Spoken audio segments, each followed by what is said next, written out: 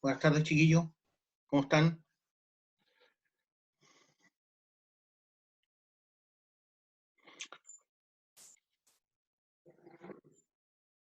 Vamos a empezar la clase ya.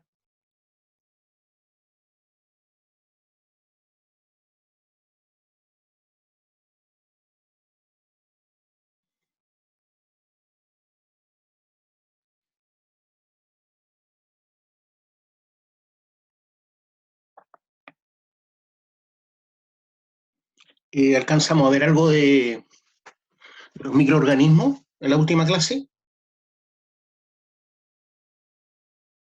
¿Vimos algo de los microorganismos en la última clase?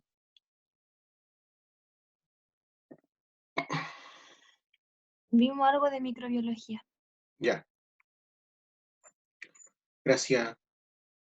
Ya, entonces, eso más o menos lo único que es necesario saber realmente, porque lo demás es más profundo. Vamos a ver ahora lo que es la ecología, ¿ya? Buena, profe.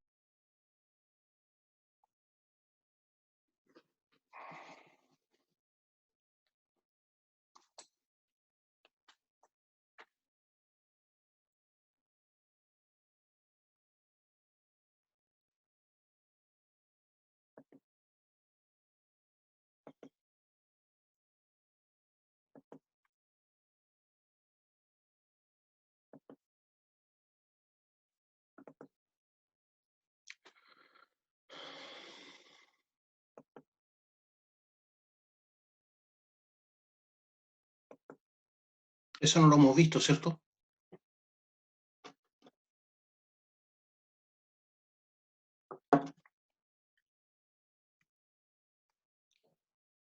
Ya, la ecología involucra muchas otras ciencias.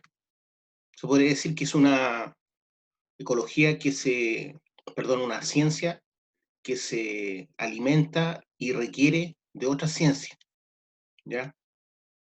Es multidisciplinaria. Por lo tanto, cuando hay un estudio de un ecosistema,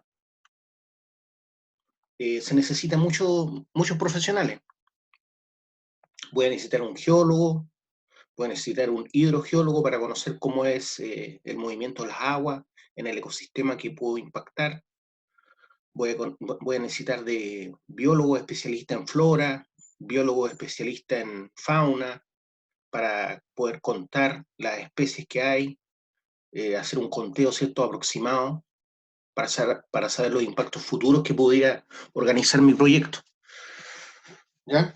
Entonces, cuando hablamos de ecología, estamos involucrando todas estas ciencias que ustedes ven ahí. Y así es como nacen otras ramas de la ecología. Ecología de los sistemas, ecología del comportamiento, ecología química, ecología de las poblaciones, ecología evolutiva, ecología de las comunidades. Todas esas son ramas de la ecología y que a su vez requieren de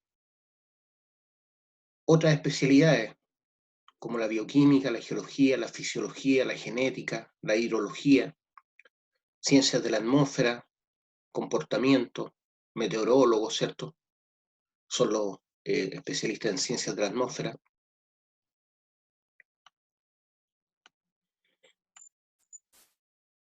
La primera definición de ecología la hizo este hombre, por lo menos la que se tiene memoria, en 1869, Haeckel. Él decía que la ecología es las interacciones de los organismos con su medio ambiente, tanto orgánico como inorgánico. Encuentro que es una muy buena definición. Las interrelaciones, ¿cierto?, es para ambos lados. No es en una sola dirección. De los organismos, ¿cierto?, se refiere a los organismos vivientes, a la biota. La biota es lo que llamamos organismos vivientes, tanto de la flora como de la fauna, o por ejemplo de otros reinos, con su medio ambiente. Y que el medio ambiente no solamente involucra cosas orgánicas, ¿ya? Por ejemplo, microorganismos en el suelo, también involucra minerales, tipos de roca, el clima, ¿cierto?, la radiación solar, Entonces también involucra la parte inorgánica, el medio ambiente, lo que no está vivo, pero es fundamental, ¿cierto?, para que el ecosistema esté sano. Eso vendría siendo como la ecología. Es el estudio de las interrelaciones, ¿cierto?, de los organismos con su medio ambiente, tanto orgánico como inorgánico. Después vino esta otra definición del señor Odum. Seguramente hubieron más definiciones entre medio, pero estas son las que han marcado, digamos, en la especialidad. La de Odum es de 1947. Dice que es el estudio de la estructura y función de la naturaleza. Se ve simple, pero si uno analiza lo que es estructura y función, abarca incluso más de la definición anterior. Es el estudio de la estructura, cómo está estructurada la naturaleza y la función que cada uno de los elementos constituyentes de la naturaleza tiene. Entonces, cuando hablamos del estudio de la estructura y función de la naturaleza, estamos involucrando, por ejemplo, la parte biótica, la flora, la fauna, los otros reinos, ¿cierto? Y también la parte abiótica, o sea, que no tiene vida, pero también es necesaria. Es tan necesaria que los árboles tienen raíces, ¿cierto? Raíces para tomar agua y a través del agua llevar nutrientes a su organismo. Básicamente eso es la función que cumple el agua, mover nutrientes, mover minerales. En el caso nuestro es lo mismo. Por eso somos prácticamente 70% agua o más.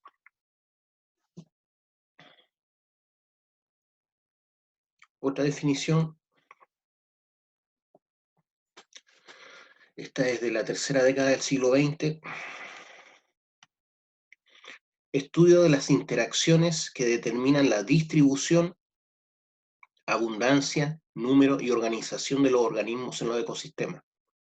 Estudio de las interacciones, ¿cierto?, también para ambos lados, que determinan la distribución, cómo se distribuyen los organismos, tanto de la flora como de la fauna, abundancia de esto, ¿cierto?, de cada especie, de cada reino, número y organización de los organismos, cómo se organizan entre las comunidades y también entre las poblaciones.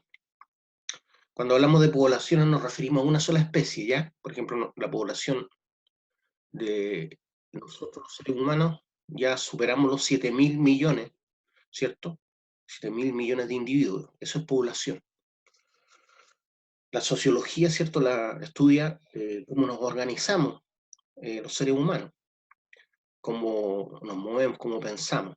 De igual forma, hay estudios, hay personas que se especializan en el estudio de las poblaciones, por ejemplo, de los peces, de las aves, pero también están los ecologistas que basan su estudio en cómo se comportan las comunidades. Comunidades. Cuando hablamos de comunidad, nos referimos no solamente a una especie, sino a todas las especies que interactúan en un mismo ecosistema, ¿ya? Entonces existe el estudio ecológico basado en el estudio de las poblaciones y también existe el estudio ecológico en base a cómo funcionan las comunidades. A mí me gusta más por lo menos el basado en las comunidades. Eso no significa que uno esté mejor que otro, ¿ya? Son puntos de vista distintos nomás. Después tenemos la definición de Smith del 2001, de los hermanos Smith, que aparentemente es como bien fome, pero no es muy fome si uno entiende lo que es la economía. Si uno entiende lo que es la economía y cómo funciona, con oferta, demanda de productos, con los precios, con la desvalorización de la moneda, todo eso involucra, ¿cierto?, movilidad, ¿cierto? Movilidad de masa, movilidad de energía, movilidad de recursos a través de la naturaleza. Entonces, dice, es el estudio de la economía de la naturaleza. ¿Cómo se logra ese equilibrio de la economía y la naturaleza? Entendiendo las cosas que ofrece la naturaleza como productos y servicios, ¿ya? Productos, por ejemplo, como, no sé, por las heces de la vaca, pero también ellos cumplen cada especie cumple cierto un rol dentro de esa comunidad, de ese ecosistema, que involucra entrega y absorción de energía, entrega y absorción de masa. Entonces a eso se refiere, es el estudio de la economía de la naturaleza. A mí no me gusta mucho porque hay que entrar a picar para entender. Creo que la del medio, ¿cierto? Lo que nos sale el autor, dice, estudio de las interacciones que determinan la distribución, abundancia, número y organización de los organismos en los ecosistemas, es una buena definición. Ecología, entonces.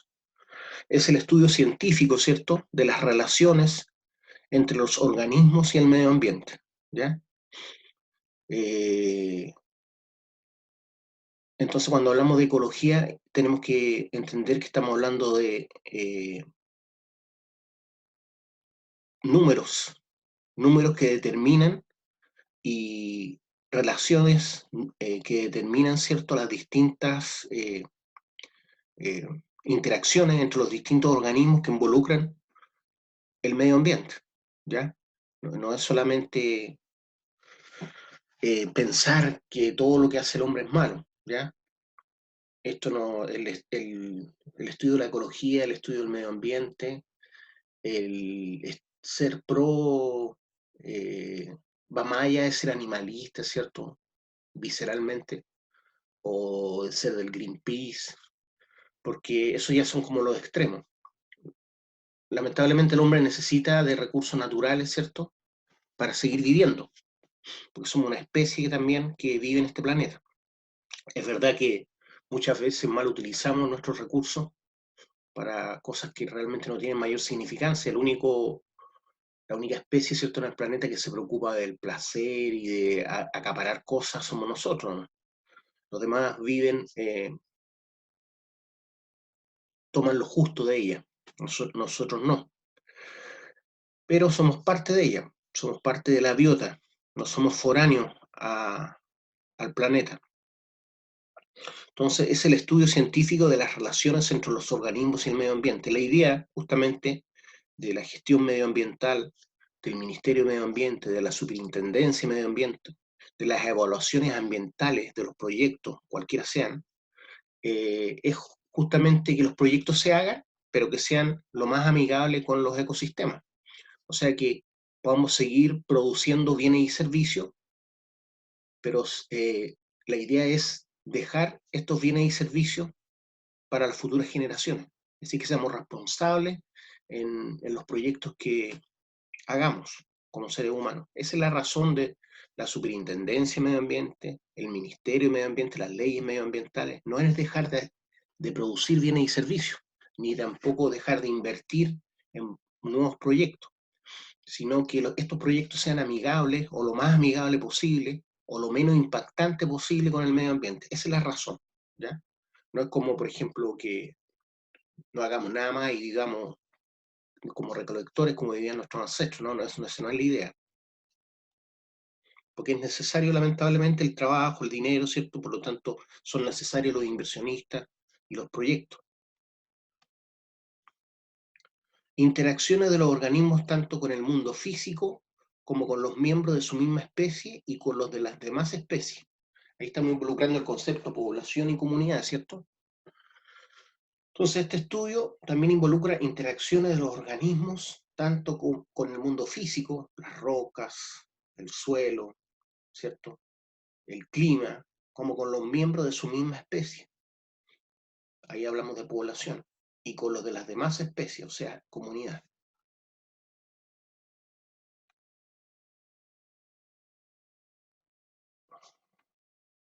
Incluye no solo las condiciones físicas de un ecosistema, sino también las condiciones biológicas en que vive un organismo.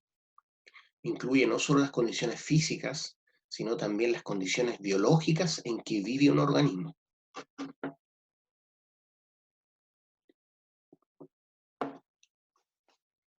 Todo eso involucra la ecología. Ustedes ven que hay personas que se dedican, por ejemplo, a estudiar los tiburones blancos que viven en Cabo Esperanza, allá en Sudáfrica, ¿cierto? Y se especializan en esa especie y en su población y cómo migran y cómo viven y de qué se alimentan, cómo se comunican, ¿ya? Entonces, esos también son estudios ecológicos basados en la población de tiburones, cuál es su función, por ejemplo, qué significa si desapareciera el tiburón blanco, todo lo que involucra. Entonces, es bien complejo el tema.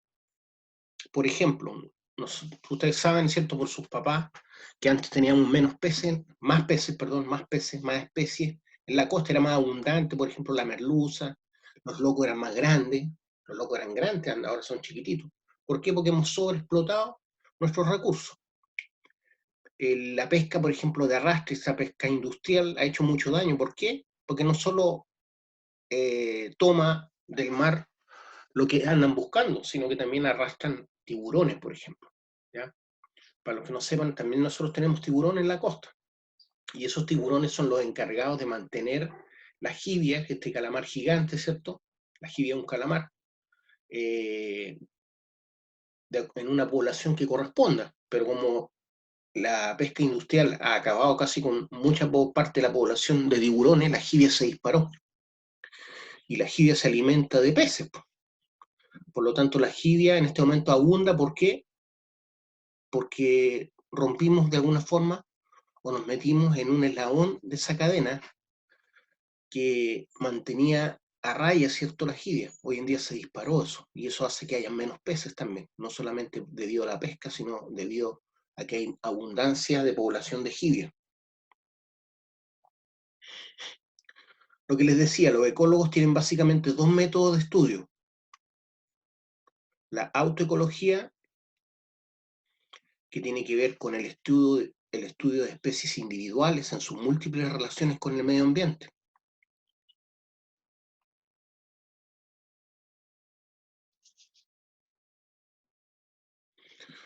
La autoecología es el estudio de especies individuales en sus múltiples relaciones con el medio ambiente.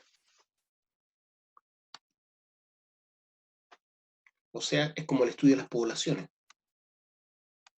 Y la cinecología es el estudio de las comunidades, es decir, ambientes individuales y las relaciones entre las especies que viven allí.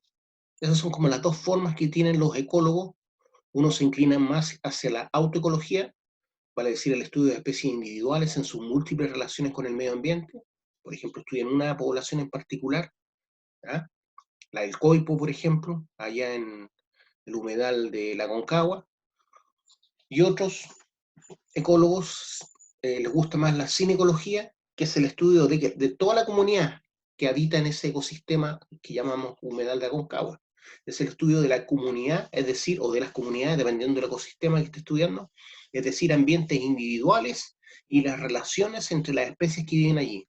Entonces se dedican a estudiar cuántos coipos viven ahí, cuántos tipos de aves, la población de cada una, cómo interactúan entre ellas, ¿ya? La dependencia que existe.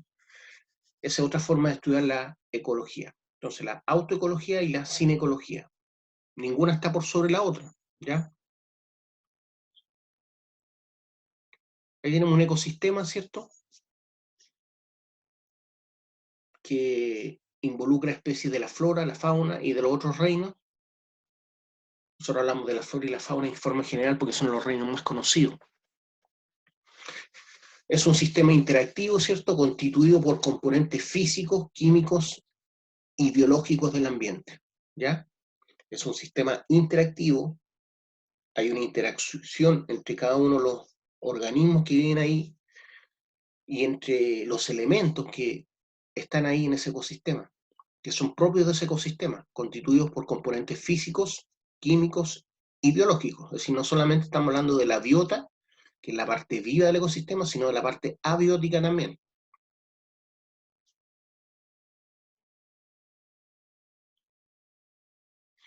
Los organismos que viven en un área particular, junto con el ambiente físico con el que interactúan, constituyen un ecosistema.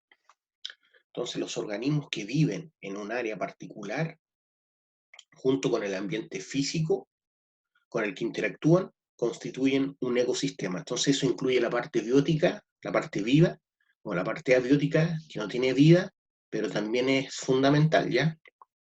En los suelos, por ejemplo, los minerales son clave. Si no existen determinados minerales, o si existen muchos minerales, por ejemplo la sal o los metales pesados, obviamente no va a haber mucha vida de la flora, mucha vida de la flora. Y si no hay vida de la flora, obviamente tampoco va a haber mucha fauna, ¿ya? Porque es toda una cadena, ¿cierto? Cadena trófica.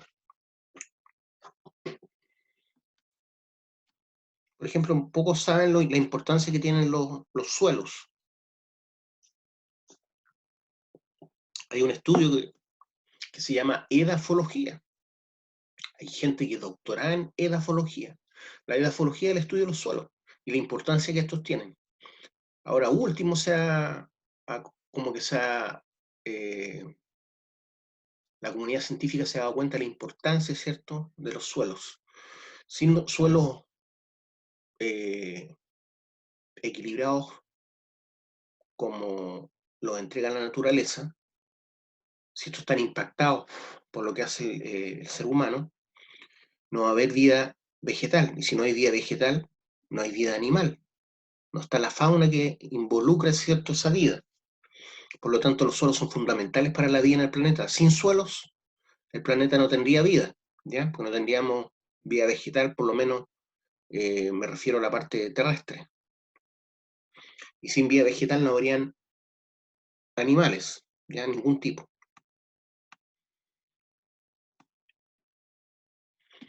A escala global, la Tierra también es un ecosistema, ¿ya? A escala global, la Tierra también es un único sistema, que hasta el momento es el único lugar donde podemos vivir, que es la biosfera. Biosfera.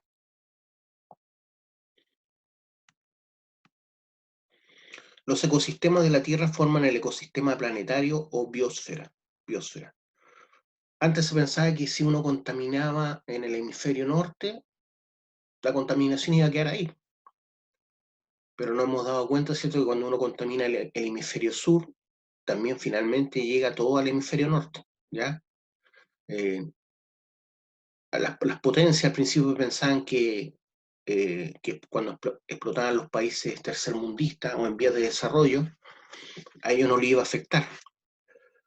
Pero después nos dimos cuenta, ¿cierto?, o ellos se dieron cuenta que finalmente el ecosistema es uno solo. Por lo tanto, cuando yo daño o quemo o contamino en alguna parte, finalmente eso me va a llegar a mí sí o sí, ¿ya?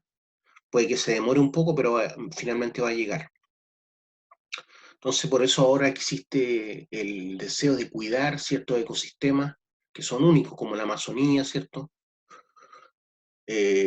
Como la Antártida, que sabemos que tienen una relevancia desde el punto de vista del clima, ¿cierto? Y el clima, a su vez, en la flora y fauna del planeta, única. Los glaciares, ¿cierto? La importancia de cuidarlos. ¿Por qué? Porque a través de los glaciares nosotros recibimos finalmente el agua dulce, que es la que utilizamos, que es menos del 2% de toda el agua que hay en el planeta.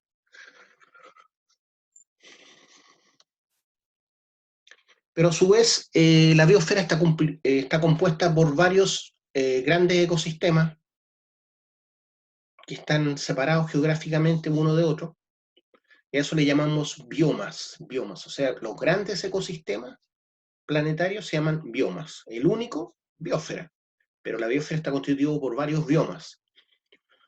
¿Ya? Uno de esos biomas importantes es donde nosotros vivimos. Por ejemplo, existe acá un hotspot llamado punto caliente por la relevancia y la importancia que tiene desde el punto de vista ecológico, que es la quinta región, la región metropolitana, y la sexta región. Esas tres regiones tienen un único ecosistema, que es el bosque esclerófilo, que es el bosque natural que uno encuentra en la Campana, ¿cierto?, en la precordillera de Santiago, a eso me refiero, donde está el peumo, el litre, el quillay, el maitén, el coyiguay, y arbustos también, ¿cierto?, muchos tipos de arbustos, y eso involucra una fauna única. Entonces ese bioma, por ser único, se le llama hotspot, punto caliente, que hay que cuidar. Por eso la Campana, es cierto, la Campana junto con el sector del lago Peñuela, un sector que hay que cuidar mucho porque pertenece al hotspot. ¿Qué es lo que es un bioma? Una comunidad ecológica principal a nivel regional. Una comunidad ecológica principal a nivel regional. Cuando hablamos de regiones, no necesariamente estamos hablando de una región desde el punto de vista de Chile, ¿ya? Podemos estar hablando del cono sur, que es una región del planeta. Constituidos por una combinación característica de plantas y animales en una comunidad clímax. Constituidos por una combinación característica de plantas y animales en una comunidad clímax.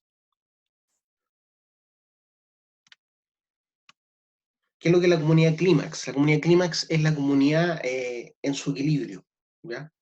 Que tiene determinadas especies, que ninguna está sobre otra, en cuanto a la abundancia que debiera tener cuando el ecosistema está sano, ¿ya? Eso es la comunidad clímax. Por ejemplo, el bosque esclerófilo cerca de los cerros de Valparaíso ya nunca más va a ser una comunidad clímax, a no ser que desaparezca el ser humano. ¿Por qué? Porque cada un año, cada 2 años hay incendios, por lo tanto ya la flora y la fauna ya no alcanzan nunca la comunidad clímax, ¿ya? Entonces, constituidos por una combinación característica de plantas y animales en una comunidad clímax. Se identifican por sus climas distintivos estos biomas, se identifican por estos climas distintivos y sus plantas dominantes, ¿ya? Su distribución en la Tierra está muy influida por los patrones anuales de temperatura y precipitación, obviamente. O sea, la temperatura promedio influye mucho sobre los ecosistemas y asimismo las precipitaciones, ¿ya? El bosque esclerófilo, por ejemplo, que es el bosque que nos rodea acá en la quinta región, el bosque natural, ¿cierto? No necesita mucha agua para vivir y mantiene los suelos libres de erosión, con los nutrientes necesarios para seguir manteniendo esa comunidad clímax. Pero cuando yo depredo ese bosque esclerófilo, para poner, por ejemplo, poblaciones, villas, parcelas, o para poner paltos, corto el bosque esclerófilo y coloco paltos, por ejemplo, para hacerme de plata. Pero esos paltos no son propios de nuestro ecosistema. Los paltos ocupan mucha agua porque son árboles naturales, nativos, de México, Guatemala, de esos sectores, donde llueve mucho. ¿Ah? Un clima tropical. Entonces acá, ¿qué es lo que pasa con la gente que tiene paltos, por ejemplo, en Quillota, en La Cruz, en Petorca, en La Ligua? Se chupan toda el agua, ¿ya? Y después la agua que antes tenía que llegar a ciertos sectores ya no llega. ¿Por qué? Porque ellos toman las aguas de las cuencas naturales o cavan pozos profundos para obtener el agua subterránea, y la gente común y corriente que antes tenía agua a los 10 metros ya no tiene. ¿Por qué? Porque las napas están a 25 metros o más, por el uso que ellos, desmedido que le dan a la poca agua que hay en la región. ¿Para qué? Para mantener los paltos. Entonces, aguas abajo de esos pozos que tienen esta gente, finalmente ya no llega agua. Por eso hay tanta sequía en La Ligua, en Petorca y en otros sectores. Por eso tenemos un hilito de río Aconcagua solamente, ¿ya?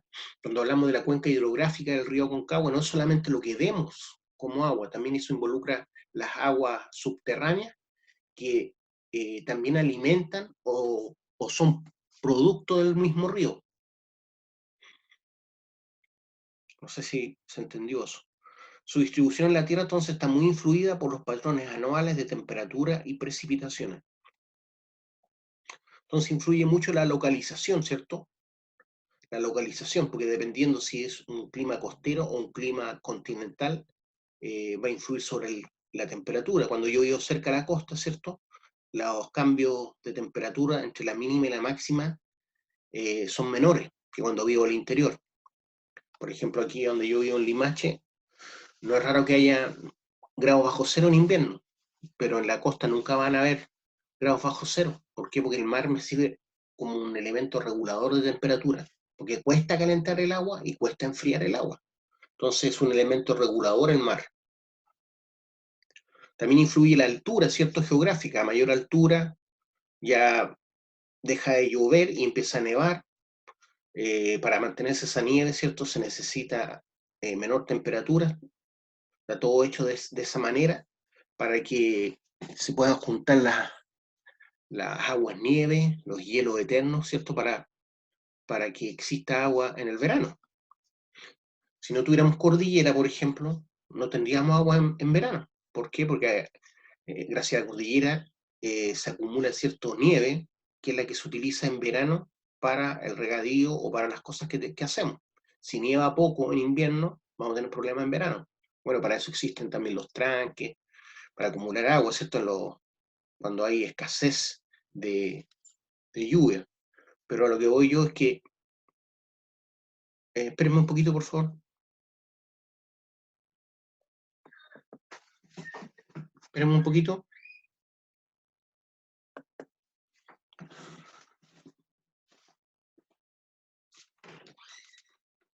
¿Qué pasa? ¿Quién me llamó? ¿Quién me llama?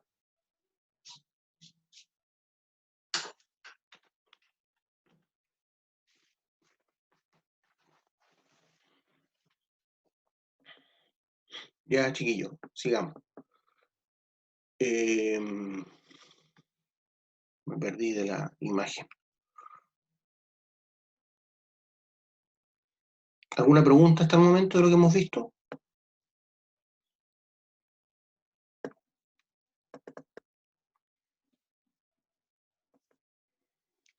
¿Una duda, pregunta?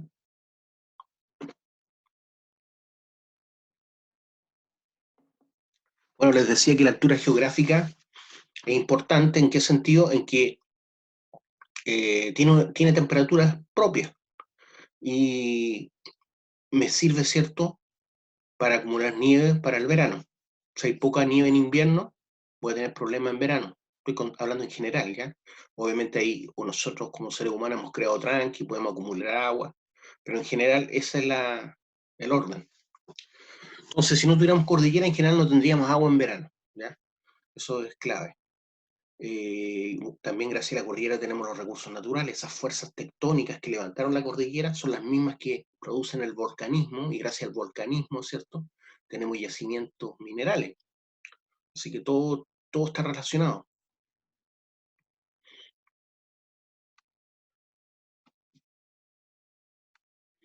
Factores que determinan el clima.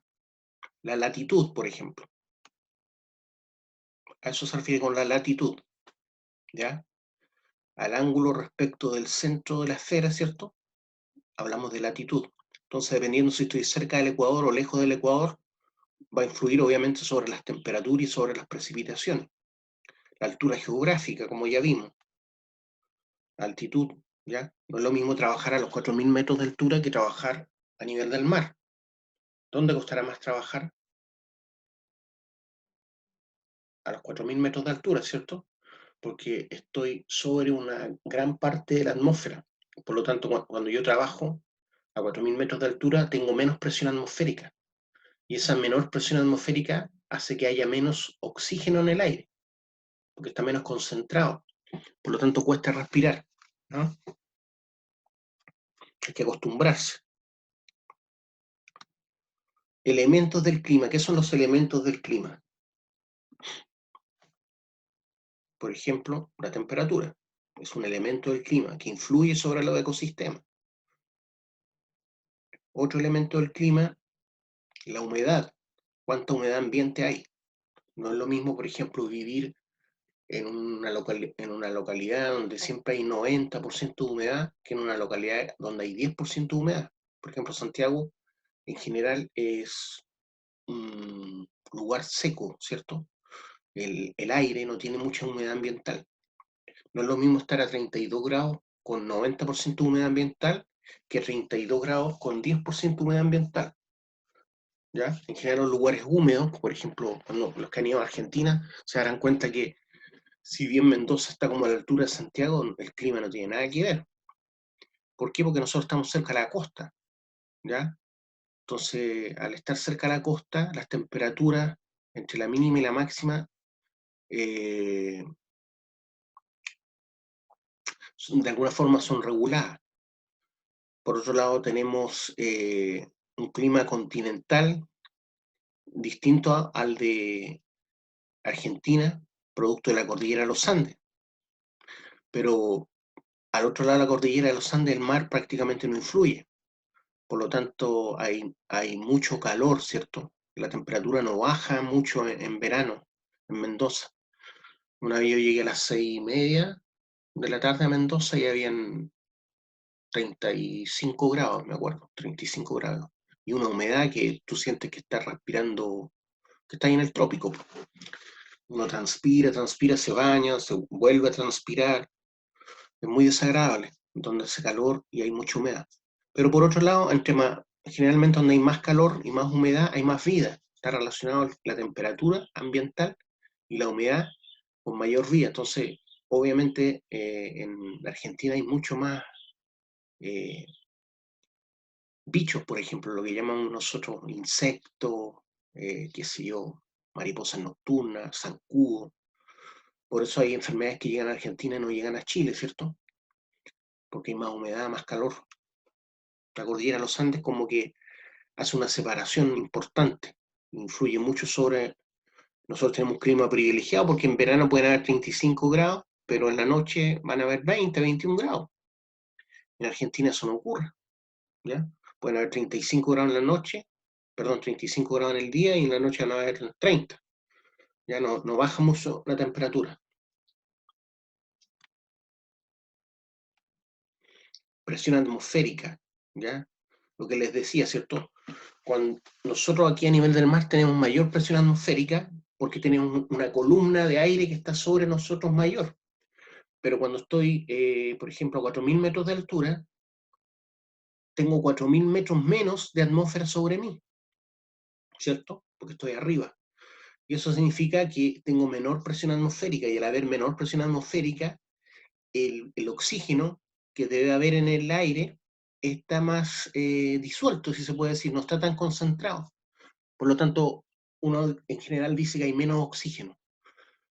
Claro, hay menos oxígeno al momento de respirar, y eso hace que nos sintamos fatigados, ¿cierto? Que nos falte aire, nos cuesta más trabajar. Por eso no es lo mismo jugar un partido de fútbol, por ejemplo, aquí en Valparaíso, que jugar un partido de fútbol en Calama. Y que hablar en La Paz, ¿cierto? En La Paz, a 3.600, 4.000 metros de altura. Entonces, todos estos son elementos del clima que influyen obviamente en la biodiversidad y la vida de los ecosistemas. Tenemos temperatura, humedad, precipitaciones, presión atmosférica. Todos son elementos del clima, ¿ya?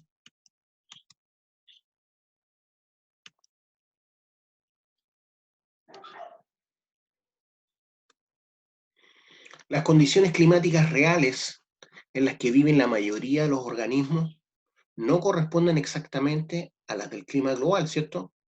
¿Qué significa eso? Nosotros tenemos un promedio de temperatura en el planeta, pero ese promedio no dice mucho de las condiciones, por ejemplo, de los animales que viven en el Sahara o los animales que viven en Alaska, ¿ya? Entonces las condiciones climáticas reales de cada ecosistema, a eso se refiere, en las que viven la mayoría de los organismos, no corresponden exactamente a las del clima global. Varían de forma considerable dentro de una misma área climática, ¿ya? Las condiciones climáticas varían de una forma considerable dentro de una misma área climática. Por ejemplo, en Santiago, por ejemplo, en invierno, pueden haber en la mañana 1 grado bajo cero, pero 10 kilómetros al interior, ¿cierto? Me voy a encontrar en plena cordillera de los Andes, a 4.000, 5.000 metros de altura, y solamente a una diferencia de 10 kilómetros voy a tener diferencias de más de 30 grados, porque en la cordillera en invierno van a haber menos 30 grados, y en Santiago a lo más, -1, -2. A eso se refiere, varían de forma considerable dentro de una misma área climática. Y también entre el día y la noche, ¿cierto? Son, por ejemplo, en otoño, en primavera es cuando se producen los más altos rangos de temperatura, porque durante el día podemos tener 27 grados y en la noche pueden haber fácilmente 12 grados en otoño, lo mismo en primavera. Entonces hay una diferencia considerable entre la mínima y la máxima. Asimismo, existen los microclimas. Por ejemplo, ahí tenemos una montaña, ¿cierto? Un cerro que tiene diferente precipitación y diferente luz de sol, que influye grandemente sobre las especies que habitan de día y de noche. Perdón, de día y de noche, de un lado y otro lado de la ladera.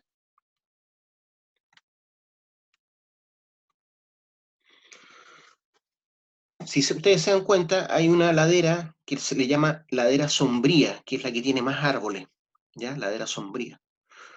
En cambio, la ladera solana, que es la ladera que está a la derecha de su pantalla, ¿cierto? Esa ladera recibe más sol durante el día y menos lluvia cuando llueve. Entonces hay una gran diferencia entre la flora, y obviamente la flora involucra fauna. Tenemos fauna distinta, flora distinta. Cuando vamos hacia el interior, ¿cierto? Por el troncal sur nos damos cuenta de eso, que tenemos una ladera que tiene más árboles, que es la ladera que mira hacia el sur. La ladera que mira hacia el sur tiene más árboles, tiene más flora. En cambio, la ladera que mira hacia el norte, que es la ladera solana, nos damos cuenta que es más seca, que hay abundancia de cactus y a lo más espinos.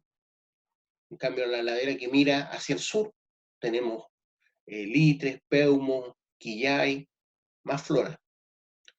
Lo mismo cuando vamos camino hacia la dormida, ¿ya? O lo mismo cuando nos metemos en el cajón del Maipo. Ocurre el mismo efecto. Hay una suerte de microclimas, ¿ya? Entonces hay microclimas que dependen de la topografía, de la cobertura vegetal y de la exposición al sol o al viento.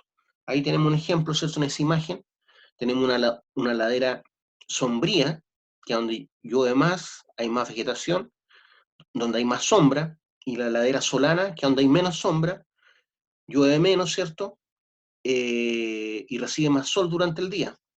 Por lo tanto, tiene distinta cobertura vegetal, tiene distintas especies que predominan, y eso hace que las especies de la fauna también sean distintas.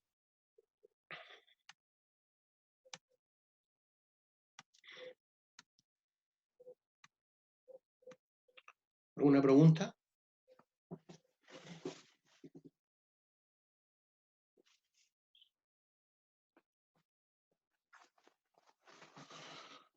Entonces los organismos vivientes se adaptan al medio ambiente en que viven, ¿cierto? Por lo tanto, cuando yo tomo una especie y la llevo a otro lugar de donde no es, ya sea de la flora o de la fauna, voy a producir un shock en esa especie, ¿ya? Yo no puedo traer una araucaria y plantarla en mi patio, acá en la quinta región. Lo más probable es que se me seque, se me muera. Lo mismo existe con la fauna. Ocurre exactamente lo mismo. Entonces los organismos se adaptan a los distintos medios ambientes. Un cambio que permita a un organismo funcionar eficientemente es una adaptación. Nuestra misma especie, por los seres humanos, estamos adaptados a distintos climas. Por ejemplo, la gente blanca, en general, los rubios, vienen de lugares más fríos, donde hay menos sol. Por lo tanto, no necesitan tanta melanina, tienen menos melanocitos, que son las células, ¿cierto?, que generan melanina para evitar, ¿cierto?, que el sol los dañe.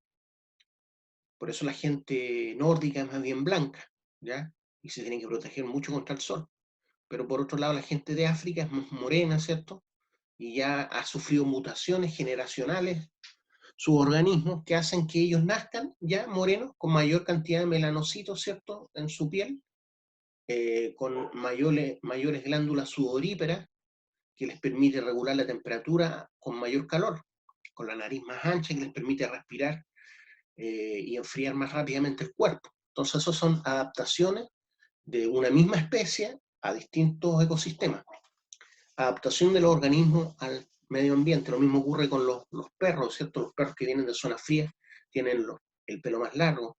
Los perros que vienen de zonas más cálidas pueden tener el pelo corto sin problema.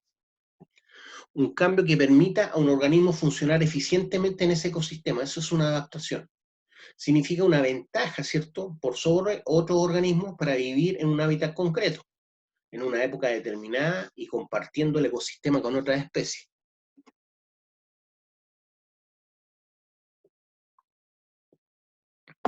Significa una ventaja para vivir en un hábitat concreto, en una época determinada y compartiendo el ecosistema con otras especies. Hay especies que se mueven, ¿cierto?, en invierno, las migraciones, por ejemplo, de las aves, porque buscan un clima donde ellas puedan vivir mejor y poder criar sus polluelos. Para eso existen las migraciones de las aves. Por ejemplo, la golondrina migra anualmente, o sea, se mueve 35.000 kilómetros anualmente. Eso es lo que se mueve. 35.000 kilómetros anualmente recorre.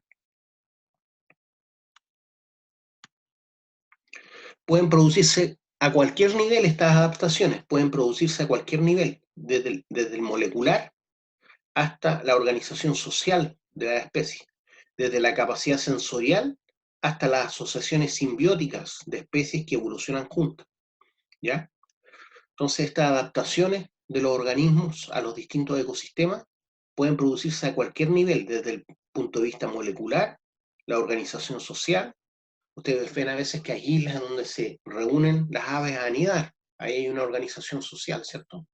Los pingüinos, cómo se juntan, por ejemplo, para resguardarse del frío, organización social. Desde la capacidad sensorial hasta las asociaciones simbióticas entre dos especies que evolucionan juntas.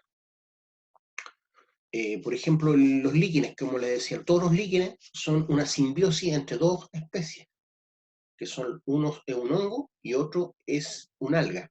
La simbiosis, o la relación simbiótica que existe entre un alga y un hongo, es un líquen, ¿ya? Ninguno de los dos, cuando hablamos de simbiosis, ninguno de los dos puede vivir sin el otro, ¿ya? Ninguno de los dos puede vivir sin el otro. Eso sería lo ideal, ¿cierto?, en los matrimonios, en las relaciones de pareja. El motor del proceso de adaptación es la selección natural, ¿ya? El motor del proceso de adaptación es la selección natural. Obviamente las especies menos afortunadas, menos capaces de resistir los cambios climáticos, por ejemplo, van a tender a morir, ¿cierto? En cambio, las especies más fuertes van a prevalecer y van a entregar esas capacidades a sus futuras generaciones. Por ejemplo, cualquiera podría pensar que nosotros somos la especie de los seres humanos que han vivido hasta ahora, desde que existen, los más fuertes, ¿cierto? Porque somos los que estamos viviendo todavía. Pero yo les digo que no, eso no es así. ¿Por qué? Porque hace 100 años o existen las vacunas, ¿cierto? O menos de 100 años existen las vacunas, existen los antibióticos que hacen que nuestros abuelos no murieran, ¿ya? Gracias a las vacunas, gracias a los antibióticos. Y ellos entregaron hijos, que también dependemos, ¿cierto?, de las vacunas, de los antibióticos para seguir viviendo. Antes la gente moría simplemente. Entonces, no, hoy en día no necesariamente somos los más resistentes nosotros, ¿ya? Por eso un virus puede dejar la escoba a nivel mundial, sobre todo cuando no existen vacunas ni tratamientos para él.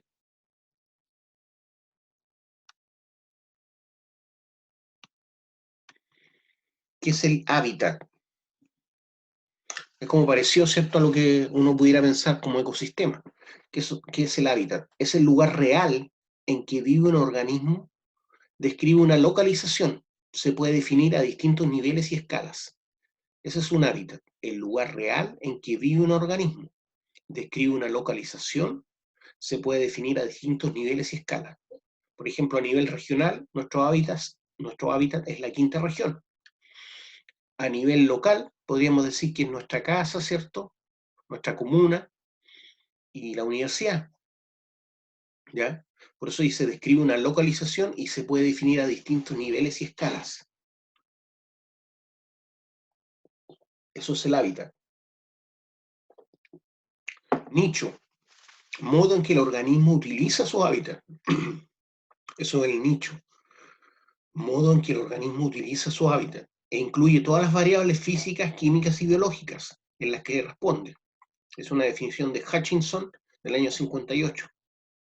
Entonces, el nicho de una especie en particular es el modo en que el organismo utiliza su hábitat e incluye todas las variables físicas, químicas y biológicas a las que responde. ¿Ya? Eso incluye los peces, ¿cierto? Las aves y otros organismos. ¿Qué es lo que es el nicho fundamental ahora? El nicho fundamental es el rango total de las condiciones ambientales y recursos bajo las cuales puede sobrevivir una especie. El nicho fundamental, por ejemplo, del ser humano, ¿cuál sería? El planeta Tierra. Rango total de las condiciones ambientales y recursos bajo los cuales una especie puede sobrevivir. Es decir, nosotros nos hemos adaptado a todos los climas, no, en cambio, no todas las especies pueden adaptarse a todos los climas. ¿Ya? Entonces, hay especies que se les dice generalistas porque ocupan nichos amplios, pero hay especies que ocupan nichos estrechos. Las especies especialistas son las que ocupan nichos estrechos, ¿ya? Por ejemplo, el oso panda es una especie especialista, ocupa un nicho estrecho. Se alimenta básicamente de una sola especie y está aclimatada a un solo clima prácticamente. Si bien lo puedo tener en un zoológico, pero tengo que adaptarlo a las, ¿cómo se dice?, a las condiciones en que él vive. Por lo tanto, es una especie especialista. ¿Cuál sería una especie generalista? Bueno, nosotros ocupamos nichos amplios. Otra especie generalista, el perro doméstico. El ratón, ¿cierto? El ratón de ciudad, es una especie generalista. La paloma es una especie generalista. Pero hay especies que son especialistas, como les decía. El oso panda, tenemos un ejemplo. El koala es una especie especialista, se alimenta solamente de eucalipto, ¿cierto? Vive en los árboles, es especialista. ¿Qué es lo que es el nicho efectivo? El nicho efectivo es la porción de espacio del nicho fundamental, que es el rango total donde puede vivir. Entonces el nicho efectivo es la porción de espacio del nicho fundamental que una especie realmente explota en presencia de sus competidores. Entonces, si lo llevamos esto como a la campana de Gauss, no sé si conocen la campana de Gauss, la campana de Gauss es esta, ¿cierto? Entonces, aquí podemos tener dos rangos, ¿cierto? Temperatura, por ejemplo, y aquí podemos tener humedad, o podemos decir nutriente por un lado, pero llamémoslo a temperatura y humedad. Por ejemplo, el ser humano puede vivir entre este rango y este otro rango que está acá, pero idealmente preferimos vivir en este sector, ¿cierto? Donde no hay muchos cambios climáticos. Entonces, eso sería lo que sería el nicho efectivo. Esa parte de la campana de Gauss.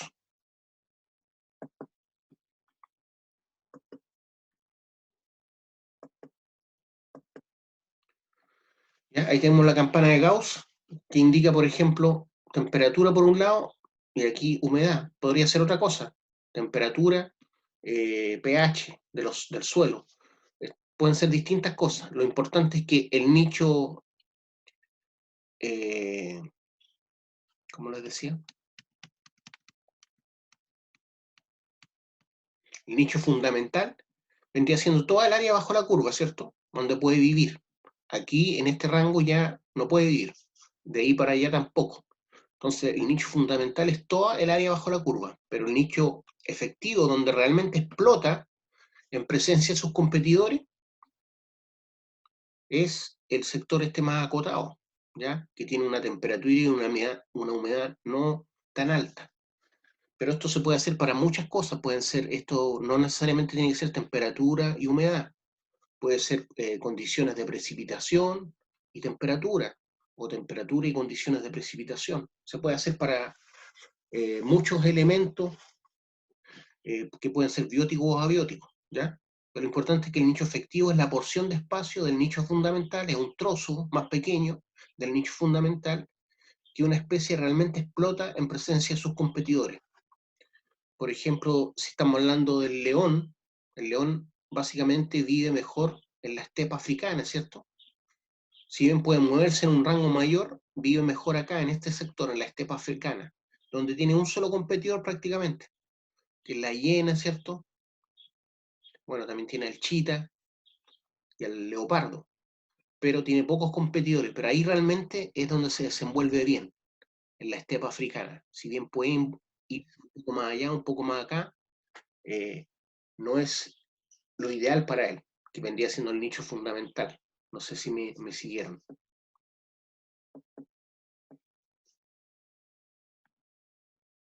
¿Alguna pregunta?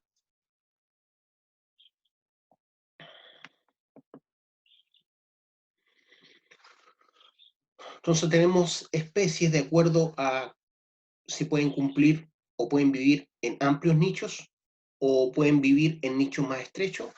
Los podemos calificar como generalistas o especialistas.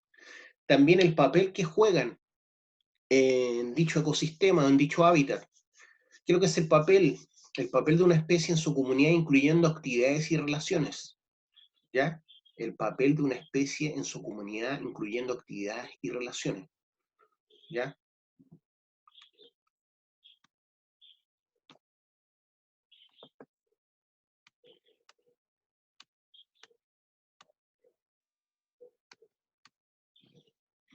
¿Qué es lo que es una población? Grupo de individuos que pueden potencialmente reproducirse entre sí y que coexisten en el espacio y en el tiempo. Los seres humanos que vivimos en un espacio determinado y en un tiempo determinado somos una población, ¿ya? Independiente de la edad. Porque lo único que se tiene que dar es que es un grupo de individuos que pueden potencialmente reproducirse entre sí y que coexisten en el espacio y en el tiempo. Obviamente estamos hablando de una misma especie, ¿ya? Especies distintas no se pueden reproducir, ojo. Por ejemplo, cuando se cruza una yegua con un burro, nace una mula, ¿cierto? Pero esa mula no tiene capacidad reproductiva propia, no es una especie nueva, es un híbrido. Los híbridos no se pueden reproducir, ¿ya? Por eso tiene que ser siempre de una misma especie. Lo mismo ocurre con los híbridos de otros organismos, por ejemplo el ligre. Entre el león y el tigre nace el ligre, ¿cierto? Pero el ligre no tiene capacidad reproductiva, yo no puedo tener un ligre macho y una ligre hembra, ellos no van a tener hijos ligres. ¿Por qué? Porque los híbridos no se pueden reproducir, es una ley biológica. Entonces los organismos vivientes forman poblaciones y ya tenemos clara qué es lo que es la definición de una población. Obviamente pertenecen a una misma especie. ¿Qué es lo que es una comunidad? Bueno, las comunidades involucran muchas poblaciones, ¿ya? O sea, si hablamos del bosque esclerófilo, tenemos comunidades tanto del mundo de la flora como comunidades del mundo de la fauna, que están coexistiendo, interrelacionándose entre sí. Eso es una comunidad. Distintas especies que ocupan un mismo ecosistema, un mismo hábitat.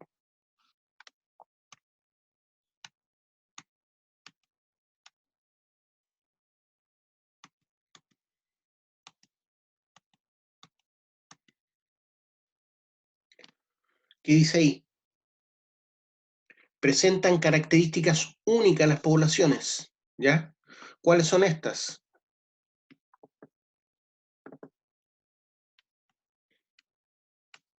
Tienen una estructura de edad, ¿ya? Están segmentadas por nivel etario, ¿cierto? Tienen una densidad poblacional, presentan una tasa de natalidad y de mortalidad y de crecimiento, ¿ya? Se pueden clasificar de acuerdo a tasas, a las matemáticas. Nacen, qué sé yo, 20 individuos al mes, mueren 10 individuos al mes, ¿ya? va a tener una tasa de crecimiento de acuerdo a la natalidad y mortalidad. Van a tener una densidad, cuántos viven por superficie cuadrada, por ejemplo, por kilómetro cuadrado, cuántos viven en el ecosistema total, una estructura de edad. Existen, por ejemplo, el 20% son jóvenes, el 50% son adultos, y el restante, ¿cierto?, son de la tercera edad, o ya viejos. Una distribución en el espacio y el tiempo, una distribución en el espacio y el tiempo. Se distribuyen de manera distinta en el ecosistema. Pueden estar por ejemplo, cuando hablábamos de los microclimas, en un mismo ecosistema siempre teníamos dos microclimas, el solano y el sombrío. Puede que el 80% de la población se distribuye solamente en el área sombría y el 20% restante en el área solana, por ejemplo. Responden de manera propia esta población frente a la competencia, la depredación y otras presiones. Tienen una forma de responder a las amenazas, ¿cierto? Responden de manera propia frente a la competencia, que es una amenaza, la depredación, en el caso de los que están sobre la escala alimenticia, y otras presiones, ¿ya? Por ejemplo, los leones tienden a formar manadas, ¿cierto? En donde existe un león macho, un macho alfa que tiene varias hembras, y las hembras son las que cazan, y a eso se refiere. Responden de manera propia frente a la competencia, la depredación y otras presiones. Cada población tiene su comportamiento propio. ¿Qué es lo que es la densidad? Número de individuos por unidad de superficie. También existe el concepto de densidad absoluta. Número de individuos por unidad de superficie aprovechable para vivir. Por ejemplo, nosotros tenemos una densidad poblacional, ¿cierto? Pero es lo mismo que la densidad que existe en una comuna. En una comuna, por ejemplo, existe una densidad de, no sé, pues, 200 individuos por kilómetro cuadrado.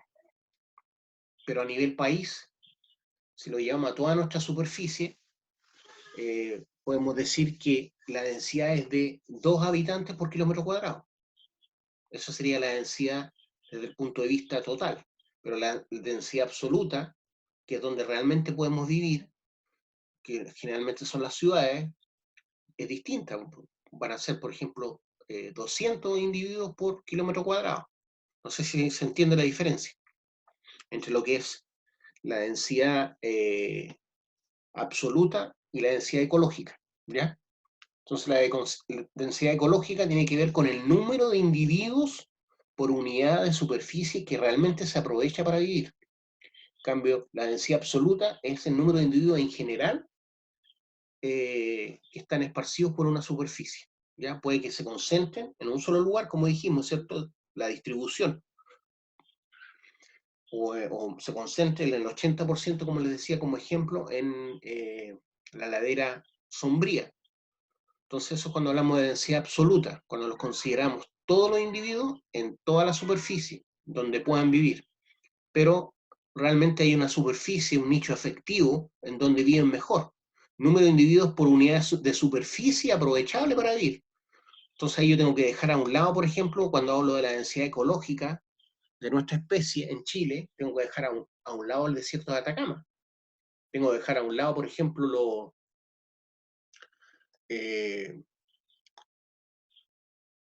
los hielos eternos, ¿cierto?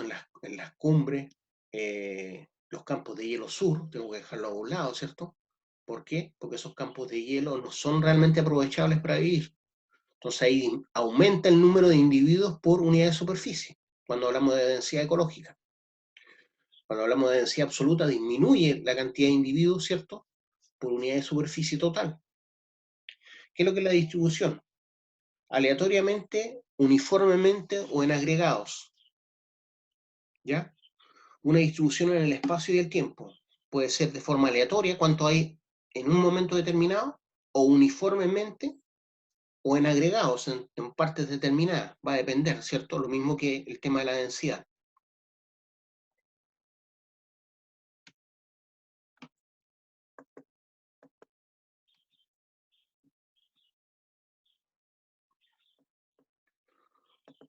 ojo que las poblaciones no crecen indefinidamente, ¿ya? Siempre hay algo que las va a regular. Las va a regular la competencia, los va a regular los depredadores, el clima,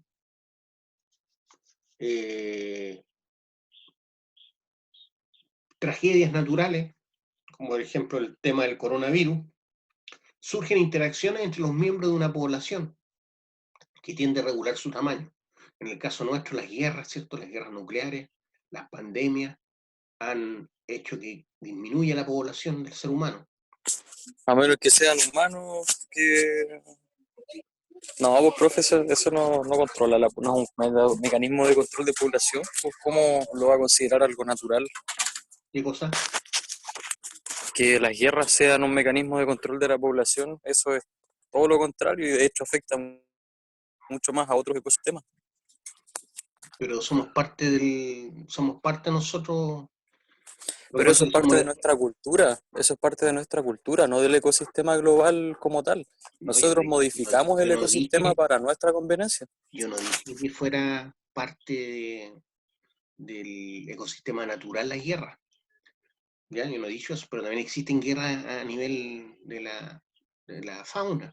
Hay guerras constantes, por ejemplo, entre la población de hienas y la población de leones. Hay guerras constantes entre las hormigas y las termitas. Nosotros como única población humana tenemos guerra entre nosotros por nuestra capacidad intelectual, en donde odiamos y queremos tener más, y es parte también es parte, nuestro comportamiento no es antinatural, es natural también, y eso va regulando la población. El mismo hecho de investigar sobre, no sé, pues, yo no sé cómo llegó el coronavirus, el mismo hecho de comerse murciélago, interactuar de la forma en que actúan los chinos, por ejemplo, en las ferias donde venden sus cosas que a ellos les gusta comer, eso hace el mismo hecho que nosotros criemos, por ejemplo, de una forma para ganar dinero, no sé, pues tengamos 50.000 cerdos en 1 km², o 200.000 pavos o 200.000 gallinas en 1 km², eso hace que nos acerquemos más a estas especies y estos virus que son propios de estas especies salten a nuestra especie. A eso me refiero. Pero se da cuenta que todo lo que describe no se acerca a ser un método de control, digamos, del propio funcionamiento del ecosistema. Todo eso se aleja de ello. Lo que dice, por ejemplo, de las termitas, de las hormigas, ok, perfecto. El hecho de que, no sé, en invierno algunas especies baje su población, también, ok, perfecto, pero que el ser humano aliene animales para generar su sustento alimenticio de una manera completamente innecesaria, eso no es parte de lo natural. Pero nosotros somos parte de la naturaleza, pues. Entonces, no, ¿qué es lo que es natural desde ese punto de vista? Tú no puedes sacar al ser humano de nuestro planeta y decir no somos extraños a la naturaleza. Quizás por Pero eso, entonces la transformación a partir de nuestra quizás por eso capacidad intelectual sin las consideraciones, digamos, naturales que nosotros necesitamos, nos dan la posibilidad de transformar las cosas sin un mea culpa, de acuerdo a lo que usted me está planteando. bueno, pero igual podemos acabar con el planeta. Y eso, Por eso, a eso va, pues, profe, a eso va. vamos a desaparecer nosotros finalmente. El planeta se va a sacudir de nosotros en algún momento. Pero el planeta va a seguir existiendo. ¿Ya? Pues, y es una biosfera. Y somos una especie que habita acá. Queda poquito para la siguiente era del hielo, ¿no? No puedes dejar afuera al ser humano de las interacciones, porque nosotros también somos parte de ella. Entonces, cuando hablamos de una ciudad, también estamos hablando de un ecosistema, que no es natural, pero también es un ecosistema, donde hay especies dominantes sobre otras. Entonces, ojo con... Depende cómo lo veas, ¿a qué le llamas natural? ¿Ya? ¿Es natural que el hombre odie o no? Sí, pues natural. Y eso hace que nos matemos entre nosotros mismos. Y eso, No sé si queramos o sea no, natural, profe. No eso, sé si sea queramos o natural no, tampoco. Yo creo que eso es más no, cultural también, no natural. si es natural. Porque creo que la hormiga cuando mata a la termita no la mata por odio. Pero no estamos hablando de la hormiga, estamos hablando de nosotros, que somos parte del ecosistema natural. Y si El somos parte hombre, del ecosistema natural, nuestro comportamiento, porque nuestro comportamiento no es como el del ecosistema natural, es distinto, se aleja. se aleja por nuestra inteligencia y nuestro egoísmo, po. Por eso, nada más. Pero alguien que nos mira de afuera va a ver que en este planeta vive una especie predominante sobre la otra, que se comporta de una manera poco inteligente, podemos decir, pero ellos lo van a considerar natural.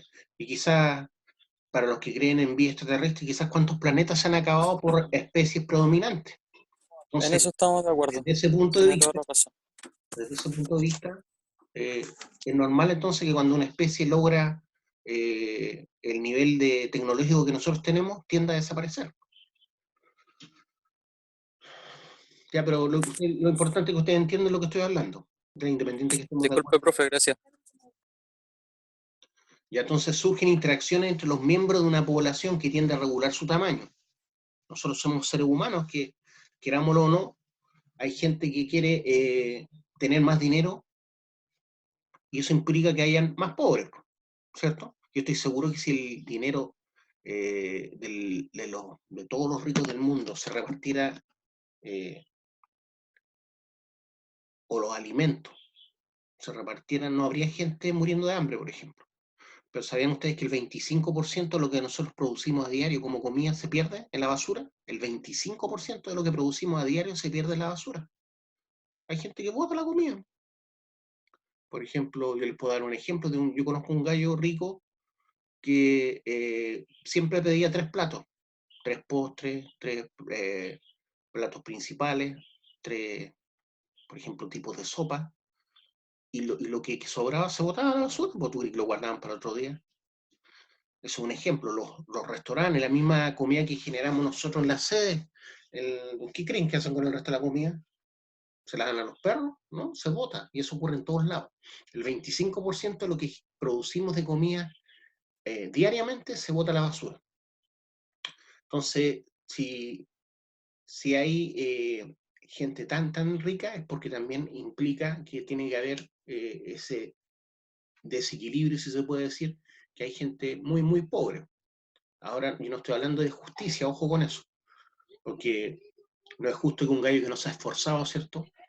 Gane lo mismo que un gallo que sí se ha esforzado, ¿ya? Eso es otra cosa. Pero desde el punto de vista, yo pienso que los recursos naturales y el dinero debe alcanzar para todos para vivir desde un punto de vista normal. Pero eso no se puede lograr, porque el hombre es egoísta, porque queremos libertad, porque no todos se esfuerzan igual, ¿ya? O porque no lo intentamos. No, si se ha intentado muchas veces, amigo. Usted no es el único idealista en este mundo. Hay muchas generaciones que han querido ser idealistas y han buscado romper esas diferencias, pero no se pueden romper a la fuerza. Tienen que estar todos de acuerdo. Ya, chiquillos, vamos a dejar hasta acá la clase de hoy. Estuvo buena la conversa. Eh, nos vemos mañana, Dios mediante. Profe, suba los PPT, por favor. Nos vemos, estimados. Chao. Suba los PPT, profe. Chao, gracias.